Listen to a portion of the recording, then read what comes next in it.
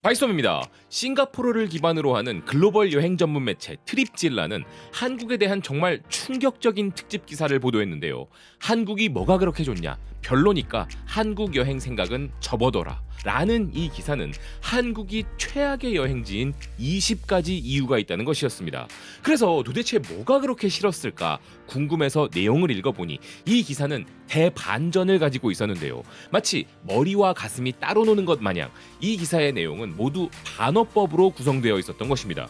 먼저 당신은 이미 한국 노래를 너무 많이 들어봤을 테니 그런 사실을 스스로 자랑스럽게 여기든 그렇지 않든 상관없이 놀라울 정도로 유창하게 한국 노래를 따라 부르면서 거기에 맞춰서 춤도 출 수 있을 것이라는 이 기사는 싱가포르에도 이미 한국의 빙수와 치킨이 넘쳐나는 것은 물론 한국 문화가 아시아 전역에 상당한 영향력을 미치고 있는데 그것이 과연 긍정적인 변화가 맞는지, 한류의 영향력 확대로 인해 그들이 누리게 된 것은 무엇인지 궁금하다는 것이었는데요.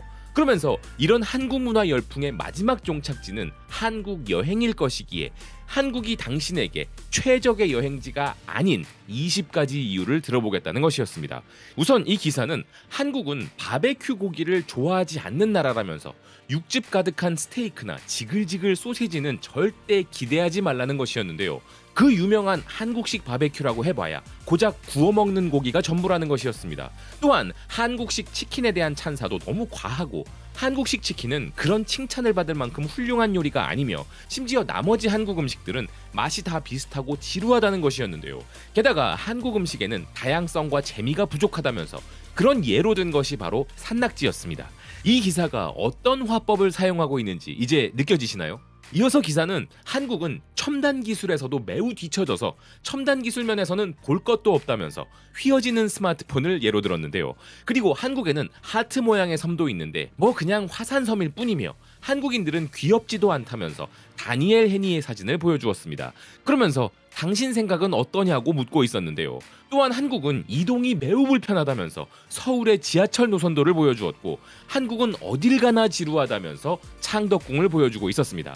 뿐만 아니라 부산의 해동용궁사를 보여주면서 이건 그저 바다 옆에 있는 흔한 사찰일 뿐이라고 이야기했는데요. 무엇보다 당신은 젊어 보이고 싶지 않을 수도 있고 한국의 유리 같은 피부를 원하지 않을 수도 있기에 한국의 뷰티 제품들은 굳이 찾아볼 이유도 없을 것이라 이야기했습니다. 이어서 엄청나게 화려한 간판들이 즐비한 명동의 사진을 보여주면서 한국엔 쇼핑 매장이 너무 많아서 당신의 지갑에게 매우 좋지 않다는 것이었는데요. 또한 애견 카페 사진을 보여주며 한국 카페에는 동물이 있다면서 그런 걸 좋아하는 사람은 아무도 없을 것이라고 이야기했습니다. 그리고 보령 머드 축제 사진과 함께 한국에는 진흙을 가지고 노는 축제가 있다면서 이건 정말 더럽고 역겨움의 극치이기에 도대체 여기서는 즐길 거리가 뭐냐는 것이었는데요. 그 다음으로는 찜질방 사진을 보여주면서 사우나에서 하룻밤을 보내는 건 정말 끔찍한 생각이라는 이 기사는 그렇게 하면 쉼을 얻고 활력을 되찾게 될 것이기에 절대 안 될 일이라는 것이었습니다. 심지어 한국에는 요상한 테마파크들도 많아서 그런 건 더 싫다는 것이었는데요. 하지만 지금까지 언급된 것들로도 한국 여행이 최악이라 느껴지지 않는다면 전혀 놀라움을 주지 못하는 한국의 엔터테인먼트 산업을 생각해보라면서 한국의 노래하는 오빠들에겐 인상 깊은 점이 하나도 없다는 것이었습니다. 그러니 이 기사는 당신이 한국에 여행을 가려고 하기 전에 제발 다시 한번 생각해보라면서 그 이유는 당신이 한국의 굉장함을 감당하지 못할 수도 있기 때문이란 것이었는데요. 참 재미있는 기사 아닙니까?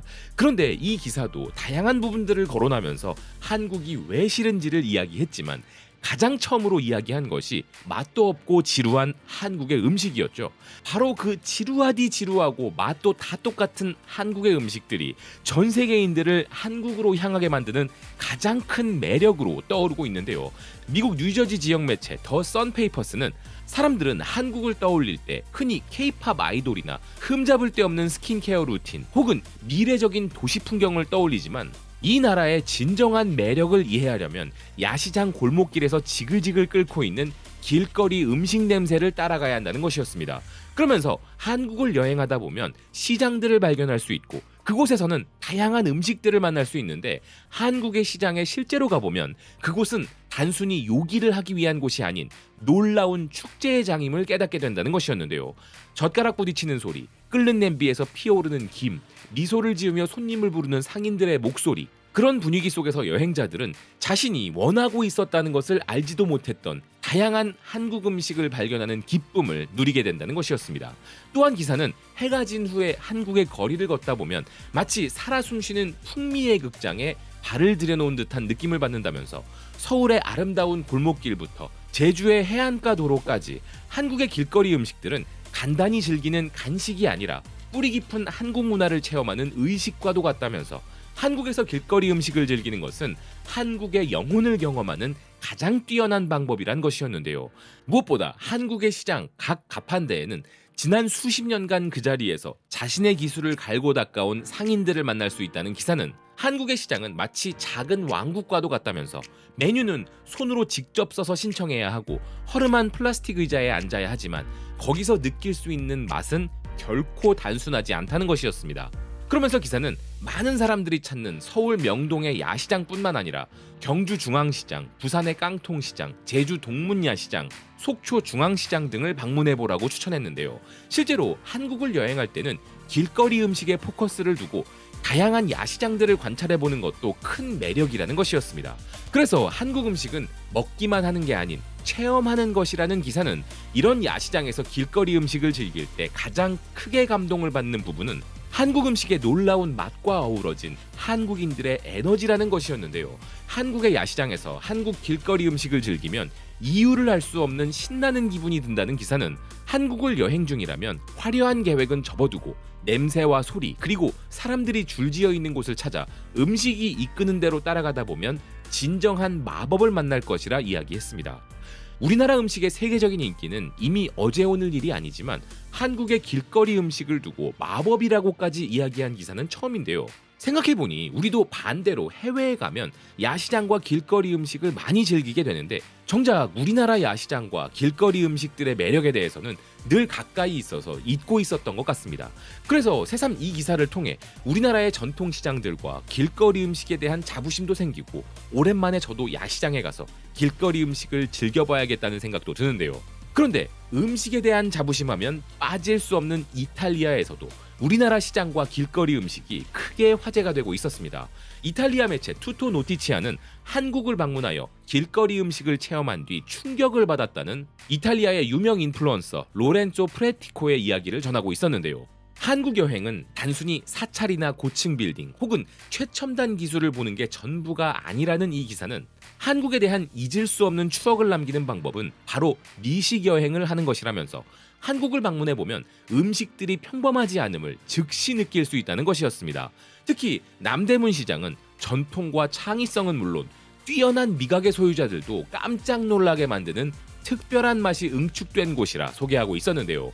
그리고 인플루언서 로렌조 프레티코가 바로 이 남대문 시장을 방문하여 가장 먼저 먹은 음식은 잡채 호떡이었다는 기사는 이것은 지중해식 요리에 익숙한 사람들에게는 매우 낯선 음식이지만 일단 한번 먹어보면 진정한 풍미의 폭발을 느낄 수 있다면서 놀라운 식감과 맛이라 이야기했습니다.